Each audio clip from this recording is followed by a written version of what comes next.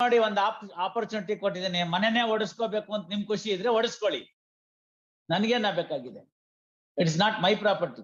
The successful party they will pay that. Encroachment has to pay the commissioner fee ಅಂತ ಬರೀತೀನಿ. ಇಲ್ಲ ಅವ್ರ ತಪ್ಪಾದ್ರೆ ಅವ್ರು ಕೊಡ್ತಾರೆ, ನಿಮ್ ತಪ್ಪಾದ್ರೆ ನೀವು ಕೊಡಿ.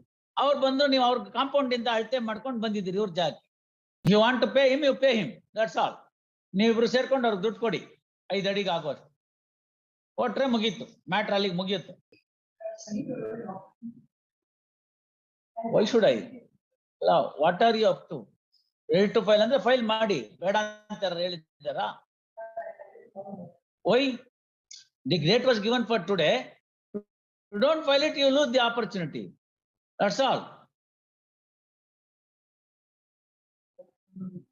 No, why should I? That's the, please understand this. Don't repeat the same submissions. Time was granted today. If you don't file it, you lose the chance. That's all. Why should I grant one more opportunity?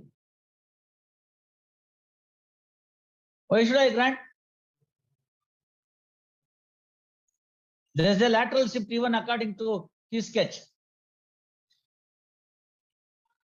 If you want to pay him, you pay him. That's all. ನೀವಿಬ್ರು ಸೇರ್ಕೊಂಡು ಅವ್ರಿಗೆ ದುಡ್ಡು ಕೊಡಿ, 5 ಅಡಿಗೆ ಆಗೋಷ್ಟು ಕೊಟ್ರೆ ಮುಗೀತು, matter ಅಲ್ಲಿಗೆ ಮುಗಿಯುತ್ತೆ. ಇಲ್ದೇ ಇದ್ರೆ ಬೇಡ, ಆರ್ಡರ್ ಮಾಡೋಣ. ಅವ್ರು ಹಾಕಿರೋ ಸ್ಕೆಚ್ ನೋಡಿದ್ದಾಯ್ತು, ಇವ್ರು ಹಾಕಿರೋ ಸ್ಕೆಚ್ ನೋಡಿದ್ದಾಯ್ತು, ಕಮಿಷನರ್ ಸ್ಕೆಚ್ ನೋಡಿದ್ದಾಯ್ತು. ಇವ್ರದ್ದು as nearer to the as possible to the sale deed ಇದೆ, ಇವ್ರದ್ರಲ್ಲಿ ಇಲ್ಲ. ಇವ್ರದ್ರಲ್ಲಿ as nearer to as the sale deeds bit 1, bit 2, bit 3 ಇದೆ, ಇವ್ರದ್ರಲ್ಲಿ ಇಲ್ಲ. ಪ್ಲೇಂಟಿಫ್ ದ್ರಲ್ಲೇನೆ. Based on his sketch only, I can now decree this suit. Why should I pass? Now, please have this in mind. Now, time kodi. Yen ಎಲ್ಲಿ ನಿಂತಿದ್ದೀರಿ? Court ಅಲ್ಲಿ ನಿಂತಿದ್ದೀರಿ. Argument ಮಾಡೋದಾದ್ರೆ ಮಾಡಿ, ಇಲ್ದಾದ್ರೆ ಇಲ್ಲ. Pass over is not a right, you see. You have been called upon to argue the matter, argue. Otherwise, I'll start dictation. I have seen his sketch. There is a lateral shift. If he has encroached on you, you have further moved on to his side. That's all. That is visible from the sketch. ಅವ್ರು correct ಆಗಿ ಹಾಕಿದ್ದಾರೆ ಹಿಂಗ್ ಹೋಗಿರೋದನ್ನ. ನಾನು ಅವತ್ತೇನ್ ಹೇಳಿದೆ ಅದೇ ತರ ಅವ್ರ sketch ಬಂದಿದೆ. ಬಟ್ ಆ ಕಡೆಯಿಂದ ದಬ್ಬಿದ್ದಾರೆ. ಇವಾಗ ಒಬ್ರು ಕಳ್ಸಿದ್ರೆ ಅವ್ರದ್ದು ಸೈಟ್ ಮೆಷರ್ಮೆಂಟ್ಗೂ ಅವ್ರಿರೋ ಜಾಗಕ್ಕೂ ಜಾಸ್ತಿ ಇದಾರೆ ಅವ್ರು. ಇವಾಗ ಒಬ್ರನ್ನ ಕಳ್ಸಿದ್ರೆ ಅದು ಬರುತ್ತೆ. 1 ಲಕ್ಷ ರೂಪಾಯಿ ಫೀಸ್ ಫಿಕ್ಸ್ ಮಾಡ್ತೀನಿ, ಅವ್ರ ಸೇಲ್ ಡೀಡ್ ಪ್ರಕಾರ ಮೆಷರ್ಮೆಂಟ್ ಚೆಕ್ ಮಾಡಿಸ್ತೀನಿ. ಜಾಸ್ತಿ ಇದ್ರೆ ಅವ್ರು ದುಡ್ಡು ಕೊಡ್ತಾರೆ, ಕಡಿಮೆ ಇದ್ರೆ ಇವ್ರು ದುಡ್ಡು ಕೊಡ್ತಾರೆ. ಆಗ್ಬೋದಾ? I will fix the fee at 1 lakh of rupees. Then you will understand the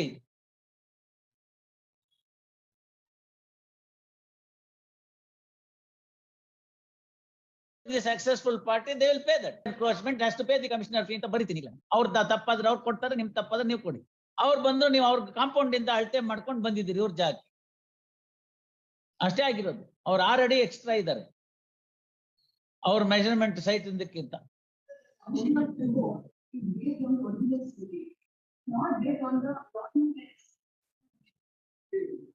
So that's all your argument. Dictation. You are arguing, no? You are arguing, no? That's all your argument, no? I'll take it.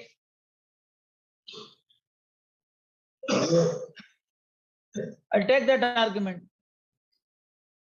Sorry?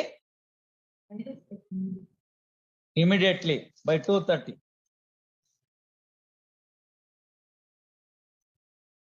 ಎಲ್ಲ ನಿಂತೋಗ್ಬಿಡ್ಬೇಕು. ಇಂಥದೆಲ್ಲ ಒಂದ್ time ಕೇಳಕ್ ಕೊಡ್ತಾರೆ.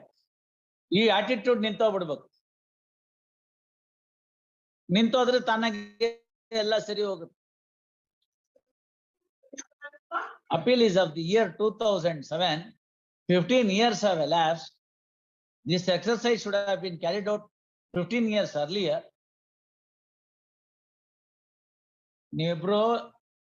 ನೀವು ಅವ್ರದ್ರಲ್ಲಿ ಹೋಗಿದ್ದೀರಿ, ಅವ್ರದ್ರಲ್ಲಿ ಬಂದಿದ್ದಾರೆ.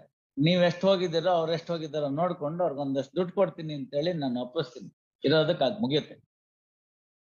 If not on the market value basis, you offer some amount to him.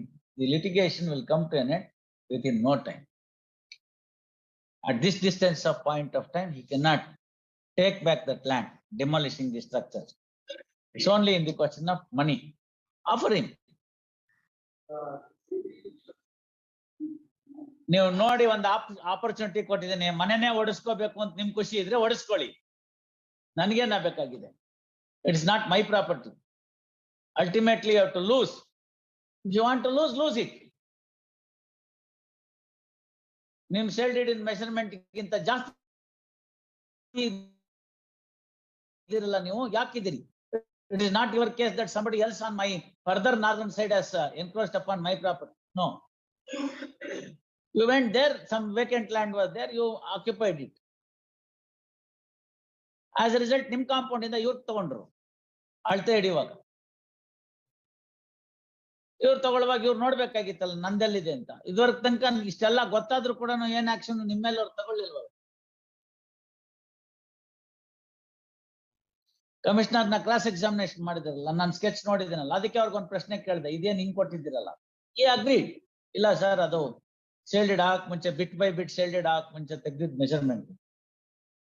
May be to some extent ಹಿಂಗ್ ಕೋಚ್ ಆಗಿ ಹೋಗಿರೋದ್ರಿಂದ, not to the extent that as the commissioner reported encroachment ಆಗಲ್ಲ, ಬಟ್ ಮೇಜರ್ ಪೋರ್ಷನ್ ಎನ್ಕ್ರೋಚ್ಮೆಂಟ್ ಆಗುತ್ತೆ. If not to the exact measurement in the rectangle form, there will be an encroach in a quadrilateral forum by you. That is why BDA what it did, ಇರೋದೇನಾರು ಇತ್ಕೊಂಡು ಹೋಗ್ಬಿಡ್ಲಿ, acquisition ಆಗಿದ್ದಾಗೋಗ್ಬಿಡ್ಲಿ, road cross ಆಗಿ ಹೋಗಿದೆ, ಏನು ಮಾಡಕ್ ಬರಲ್ಲ, ಅಲ್ಲಿಂದ ತೆಗೆದುಕೋಬೇಕು, ಉಳಿದಿರೋ ಲ್ಯಾಂಡ್ ನಿಂಗೆ ಕೊಡ್ತೀನಿ ಅಂತ. ಅದು ಅಡ್ಜಸ್ಟ್ಮೆಂಟ್ ಲ್ಯಾಂಡ್ ಗ್ರಾಂಟ್, ಅದೇನ್ ಪಕ್ಕಾ ಗ್ರಾಂಟ್ ಅಲ್ಲ. ಯಾರು ಹಿಂಗೇನ್ ಬಿಟ್ ಬೈ ಬಿಟ್ ಅಂತ ಸೇಲ್ಡಿಡ್ ಮಾಡ್ಕೊಂಡು ಹೋಗಿ ಯಾರನ್ನೋ ಅವ್ರನ್ನೆಲ್ಲ ಹೇಳಿ ಕೇಳಿ ಮಾಡಿ ನಮ್ದು ಇರೋದನ್ನೇ ಕೊಡಿ ಪರವಾಗಿಲ್ಲ ಏನೋ ಮಾಡ್ಕೋತೀವಿ. That's why I asked him, this is not the true depiction of the as per your sale deed. That's true ಅಂತ ಆದ್ಮೇಲೆ ದುಡ್ಡು ಇಸ್ಕೊಳ್ಳಿ Prakash, make an offer to him, give an offer to him, ಇಷ್ಟು ಕೊಟ್ಬಿಡಿ ನಾವು ಮುಗಿಸ್ಕೋತೀವಿ ಅಂತ. By piece, not in piece. All right, once and for all ಏನೋ ಒಂದು offer ಮಾಡ್ತಾರೆ, ನೀವು ಒಂದು ಆಫರ್ ಮಾಡಿ ಕೂತ್ಕೊಳ್ಳಿ, ಮಾತಾಡಿ. ಹಳೇ ಲಿಟಿಗೇಷನ್ ಮುಗಿಯುತ್ತೆ. ಇಬ್ರು ಮನೆ ಕಟ್ಕೊಂಡ್ಬಿಟ್ಟಿದ್ರು, ಈಗ ನಿಮ್ ಮನೆ ಹೊಡೆದೇನು ಉಪಯೋಗ? ಅವ್ರೇನೋ ಮಾಡ್ಕೋತಾರೆ, ದುಡ್ಡಲ್ಲಿ ತಗೊಂಡು ಏನೋ ಇರೋದ್ರಲ್ಲಿ ಬೆಸ್ಟ್ ಆರ್ಕಿಟೆಕ್ಚರ್ ಯಾರಿದಾರೋ ಅವ್ರನ್ನ ಹಿಡಿದು ಏನೋ ಒಂಚೂರು ಮಾಡ್ತಾರೆ, ಅಥವಾ ಕೆಳಗಡೆಗೆ ಆ ಕಡೆಗೆ ಹೋಗಕ್ಕೆ ಆಗಲ್ಲ ಅನ್ನೋದನ್ನ ಭಾಗನ ನಿಮ್ಗೆ ಕೊಟ್ಬಿಡ್ತಾರೆ. Even that can be explore. ನಿಮ್ ಹಿತ್ಲಿಗೆ ಏನ್ ಬಂದಿದೆ ಮಾರ್ಜಿನ್ ಲ್ಯಾಂಡ್ ಅವ್ರದ್ದು ಉಳ್ಕೊಂಡಿರೋದು, ಸೈಡ್ಗೆನೆ ಸೈಡೇ ಇಟ್ಕೊಳ್ಳಿಪ್ಪ. ನೀವು ಅಲ್ಲಿ ಹೋಗಿ ಏನ್ ಕಟ್ತೀರಾ? ಕೀ ಕಟ್ಟಕ್ಕಾಗತ್ತಾ? ನೀವು ಯೋಚನೆ ಮಾಡ್ಬೇಕಲ್ವಾ? See one portion goes like this, that is what.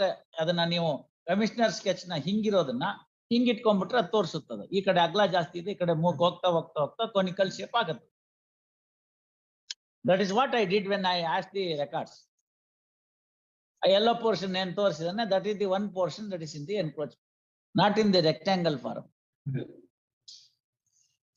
ಅದಕ್ಕೆ ಹೇಳಿದೆ ಅವ್ರದ್ದು ಸಮ್ವಾಟ್ ರಿಯಾಲಿಟಿಗೆ ಇರೋ ಸ್ಕೆಚ್ ಇದೆ ಅಂತ. ಅವ್ರ ಸ್ಕೆಚ್ ನೋಡಿದ್ರು ಕೂಡ ಲ್ಯಾಟ್ರಲ್ ಶಿಫ್ಟ್ ಆಗೋಗ್ಬಿಟ್ಟಿದೆ ಆ ಕಡೆಯಿಂದ. ಅವ್ರು ಹೇಳ್ಬೇಕಾಗಿತ್ತೇನೋ ಸಾಕ್ಷಿ, ನಂದು ಈ ಕಡೆಗೆ ಇನ್ನೂ ಹಿಂದಕ್ಕಿತ್ತು ಅಂತ.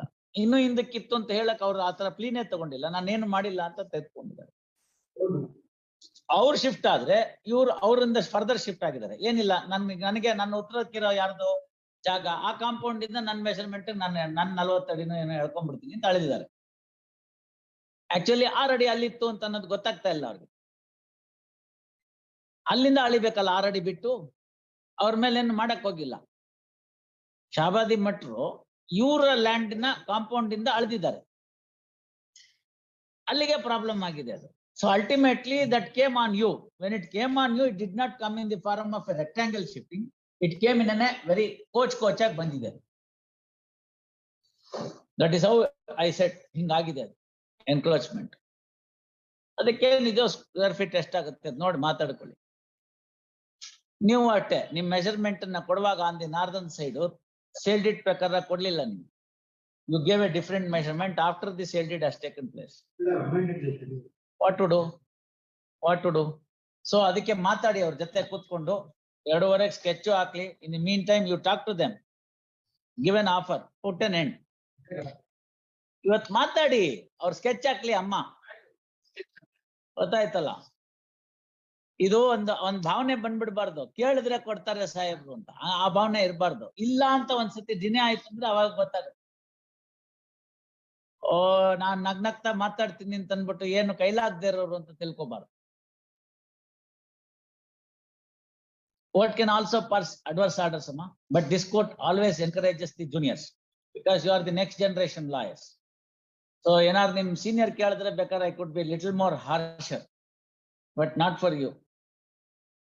ಕೇಳಿದ ತಕ್ಷಣ ಟೈಮ್ ಕೊಡೋದು, ಆಮೇಲೆ ಯಾವ್ದೋ ಒಂದ್ ಪಾಯಿಂಟ್ ಇದೆ ಇಷ್ಟೇ ಇರೋದು ಇದ್ರಲ್ಲಿ ಇಂತ ಒಂಚೂರು ಓದ್ಕೊಂಡ್ ಬಂದಿರೋದ್ನೇ ಗಿನಿ ಪಾಠ ಹೇಳ್ದಂಗ ಅದನ್ನೇ ಟಪ ಟಪ ಅಂತ ಹೇಳ್ತಿರೋದು ನಾಟ್ 4 ಸತಿ ಹೇಳಿದ್ರಿ ನೀವು. ಅದೇ ಪಾಯಿಂಟ್ ಏನ್ ಮಾಡ್ಬೇಕು ತಗೊಂಡು? Is the court not aware of the different measurements in the SLD? Court is aware of it. Therefore, it is asking both the sides to come out with.